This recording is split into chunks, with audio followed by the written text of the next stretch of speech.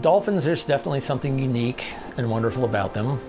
Marineland is a historical dolphin research, breeding, and tourist attraction hidden just south of St. Augustine. Kevin Roberts is the curator of marine mammals. I am more or less the specific animal care representative overseeing the care of the animals. I'm a longtime animal trainer, but I've gone more into the animal care side of things in recent years. Gotta go, Pee-wee.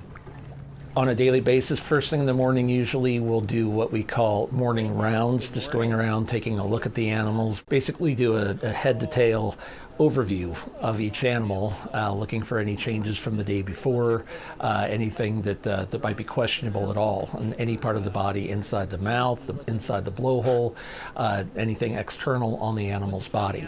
Then throughout the day, I'll also at random walk out and watch any training sessions. The trainers do multiple sessions a day like this too, where it might be nothing but fun stuff. It might be some exercise, like you see Dazzle about to go out and do some bows out there. We also do just regular feeds where we'll just step right up and do nothing but feed the animals. There may be what we call a free feed, where they don't do we're not asking for any behaviors. We just step up and give them food, jello, what have you. But again, as you can see in the various sessions, so much of what the trainer interaction is and the reinforcement is with the dolphins is secondary reinforcement. The attention from the trainers, the tactiles, the hugs, the body rubs, all that kind of stuff. The care and training of dolphins at Marineland has gone through changes as the attraction itself has changed over its long history. Marineland first opened in 1938 as an underwater movie studio, and our founders really looked upon three pillars on what they really founded the company on: science and research, education, the movie studio, and then as a public attraction. And throughout the years, Marineland grew over time as the #1 attraction in the state of Florida. Our business model really changed in the late 90s, and we knew that the shows was not something that was going to support ourselves in the long run. And people's need for getting intimate and closer up with aquatic animals was growing and growing. And so we switched the whole business model over to an interactive facility. Several facilities began experimenting with training the dolphins how to interact with strangers in the water with them. And throughout the 1990s and now into the 2000s, we've seen that grow and grow to where we now have a situation where people can get in the water with the dolphins, and it's just like almost like being a trainer. The dolphins know what to do. They're completely well trained. Marineland calls these experiences dolphin encounters, but its goal is more than just playing with dolphins. We love to use our animals to educate the public about bottlenose dolphins, about just ocean life in general. If we can strike a chord in all of our guests every single day to recycle, to help connect with ocean life, that's our main goal. I think they're just like really beautiful creatures, and like they just really need to be protected. And it's wonderful that they can be here and they have like a really good life here.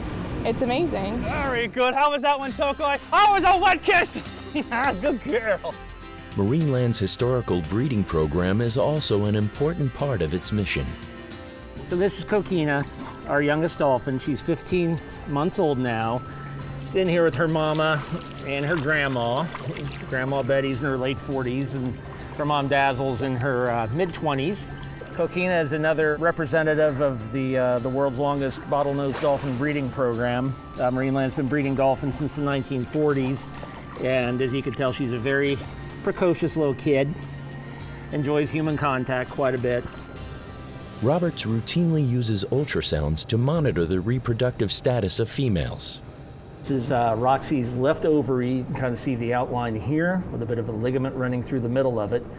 If Roxy were going into estrus cycle, for example, we would probably be seeing some type of follicle appearing on one ovary or the other. In this particular case, everything looks calm, so she's rather dormant at the moment. Research is also a big component of Marineland's mission. So we just simply put it directly into the tail flukes. We've contributed to a number of research projects in the past 3 to 4 years. In recent years, we've begun to focus a little bit more on specific comparisons with dolphins under human care, where they're dramatically outliving their wild counterparts. Throughout his career, Roberts has developed attachments to the Marineland dolphins, but that affection has limits. I've chosen to work with dolphins for as long as I have because I really do care about them, and I really can be a bit of a dolphin nut sometimes. Over the years, I've tried not to anthropomorphize dolphins too much, give them human qualities and characteristics and things like that. It's kind of difficult. People do it with their dog or any other animal they're close to on a daily basis. What we try to push here also is we want people to look at them and appreciate them as dolphins. Don't try to make them people of the sea. Don't try to make them, miraculous, healers of children and things like this. When you come to Marineland to see our dolphins, we're glad you love them. We want you to love them for the right reasons. We want you to take the love for them and spread it out to the wild dolphins and support legislation that might be pending, support healthy recycling habits, you name it.